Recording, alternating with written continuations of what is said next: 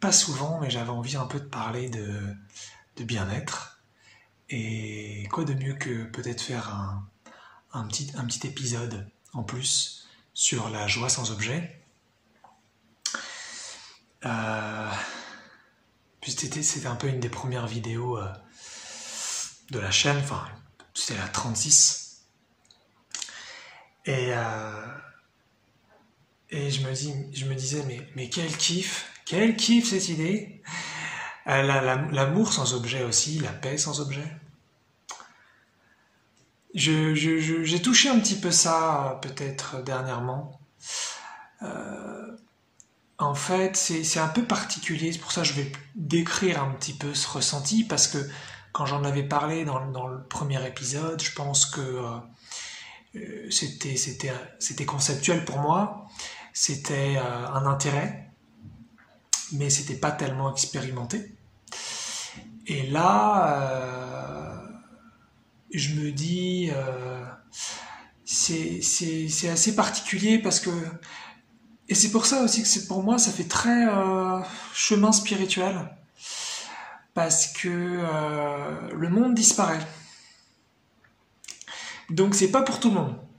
Il y a des gens qui tiennent beaucoup au monde, qui tiennent beaucoup à l'extérieur, c'est très important pour eux et donc leur kiff, leur délire, c'est plutôt la joie avec objet, l'amour avec objet, la paix avec objet.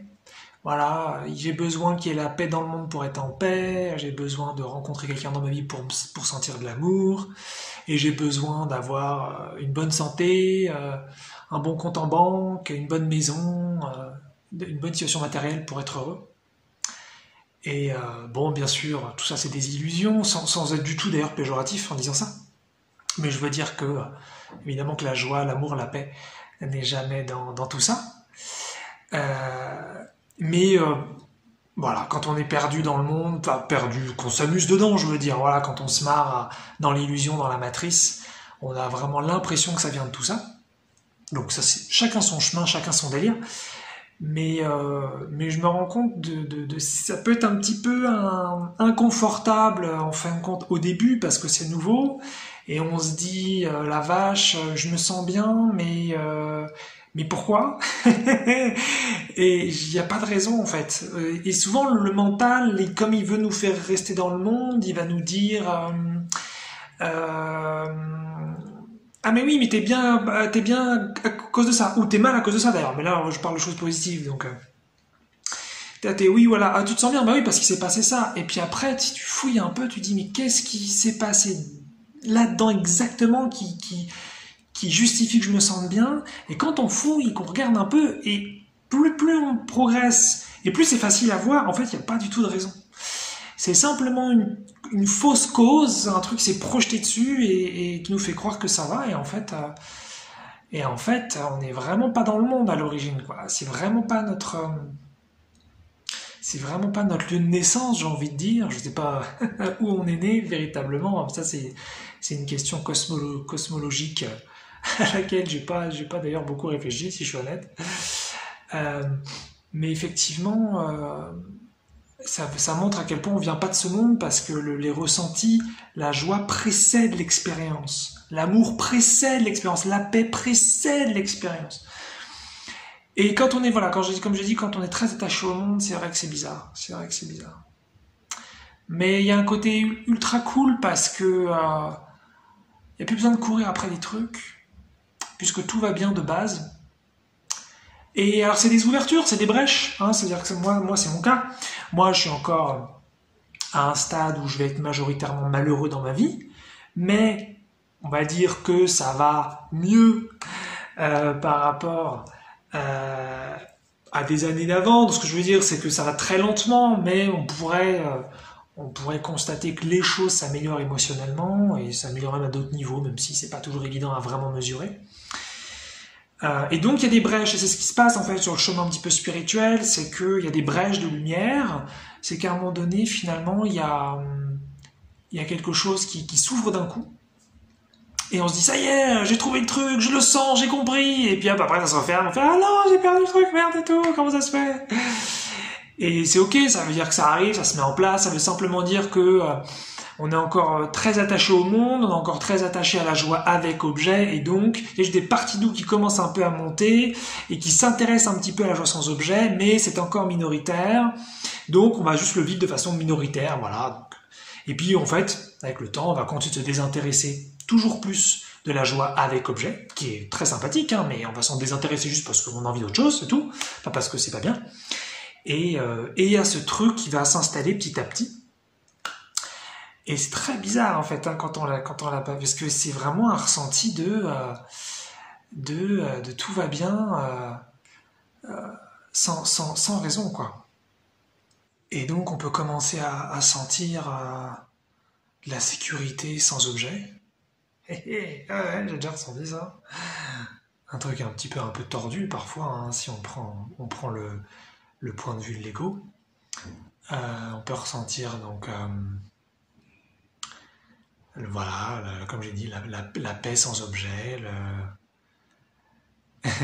l'appréciation sans objet. Par exemple, on a, on a une maladie sur un sujet qui nous embête, qui nous fait mal, ou qui tout simplement nous apporte un inconfort, voire une dysfonctionnalité sur un thème donc, physiologique. Et quand on va de plus en plus vers ça, on peut même parfois apprécier des choses qui nous semblaient inappréciables parce qu'on se rend compte qu'on précède tout. Le divin, c'est nous, et le bien-être, ça précède l'expérience. C'est fou en fait, et c'est génial. L'amour précède le monde, l'amour précède la rencontre.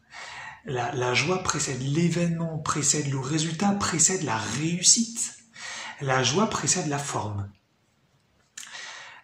Moi, je trouve ça chouette et en fait, ouais, ça me touche, je pense, de plus en plus. J'ai encore des habitudes quand même de penser certaines choses vis-à-vis du monde, où j'ai encore envie peut-être de m'accrocher à certains trucs, mais je me rends compte que c'est surtout des habitudes, c'est surtout des anciens modèles, voilà, des anciens besoins.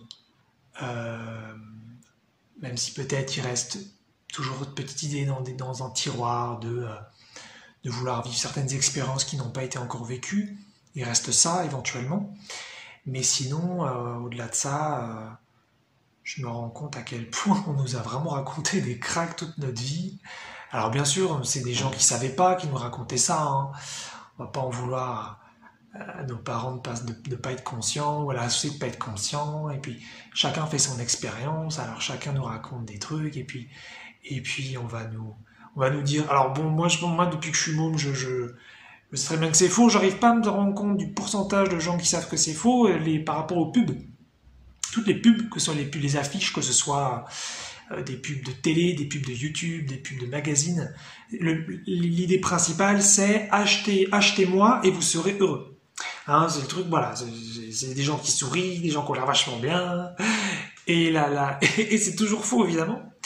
Mais je sais pas, j'arrive pas à me rendre compte est-ce que les gens ils pensent que c'est vrai ou pas, voilà. Moi, ce qui fait que les pubs, je dois acheter un truc qui vient d'une pub, ça doit être une pub sur 10 000, sans rigoler, hein. C'est même pas pour faire genre grande fraction, je pense que ça doit être ça. Ça m'a jamais touché les pubs, j'ai jamais compris en fait le truc, c'était tellement faux, c'est tellement une arnaque émotionnelle. Bon, mais pourquoi pas, hein, comme d'habitude. Mais voilà, vraiment, je voulais surtout communiquer peut-être énergétiquement dans cette vidéo plutôt que communiquer verbalement. J'avais vraiment envie de parler de bien-être. Je sens là dans ma gorge un truc un peu. Euh, je pense que j'ai du féminin qui se développe de plus en plus. Et le féminin, c'est ça. Le féminin, c'est le tout va bien. Et comme le monde a perdu le féminin depuis longtemps, et que le féminisme, c'est une énorme arnaque, puisque le féminisme, ce n'est absolument pas l'arrivée du féminin dans notre société. Non, c'est la légitimité du masculin chez les femmes. Rien à voir. Donc attention, hein, les femmes sont très légitimes à avoir du masculin. Ça, c'est même pas le sujet de ce que je veux dire. Mais on pourrait penser par féminisme que c'est du féminin. Pas du tout. C'est juste le masculin chez les femmes. Donc, on n'a toujours pas de féminin dans notre société, que ce soit autant chez les hommes que chez les femmes. Ou alors, je veux dire officiellement, c'est-à-dire il n'est pas reconnu, il n'est pas mis en avant. Évidemment, on va trouver du féminin chez plein d'individus, évidemment. Mais voilà, c'est pas mis en avant. Et c'est ça en fait. Donc moi, je pense que mon féminin, il commence vraiment à sortir. Je sens de plus en plus de trucs. Et c'est vrai que on peut s'asseoir un peu dedans, et c'est bizarre, en fait, il n'y a plus d'effort, Et on n'a même plus envie de penser à faire des trucs parce qu'en fait, ça c'est le masculin isolé, c'est vraiment ce truc de je vais chercher à obtenir pour être bien et je vais courir après quelque chose voilà, pour être bien. Et en fait, pour ça, il faut même pas s'en vouloir de faire ça parce que quand on est coupé finalement de notre source, quand on est coupé de notre féminin, eh bien, on va chercher ce qui est naturel. Et le naturel, c'est le bonheur. Et donc, bah, on va le chercher dans ce qu'on essaye dans notre environnement. Et donc, si on est coupé de notre interne, bah, il est normal qu'on cherche notre nature dans l'externe, dans l'extérieur. Puisque où va-t-on le trouver sinon? Il faut bien qu'on le cherche quelque part. C'est une énorme illusion, on ne le trouvera jamais. Mais finalement, la recherche est très très naturelle de ce point de vue. Et donc, le masculin isolé, bah, il va chercher constamment de l'argent, de la santé, des relations, des compétences, des pouvoirs, des événements, des accomplissements. Et il ne sera jamais satisfait. Peut-être il aura un ressenti agréable pour des temps courts, pour certaines personnes ça sera peut-être plus ou moins long, mais ce sera quelque chose qu'il faudra faire perdurer à l'infini. Et justement, quand on va un petit peu dans le féminin, petit à petit, bah voilà, on peut commencer à sentir qu'en fait, on n'a pas besoin de tout ça. Pas besoin ne veut pas dire qu'on ne va pas faire ces choses, juste qu'on n'en a plus besoin. Donc c'est plus la même attitude.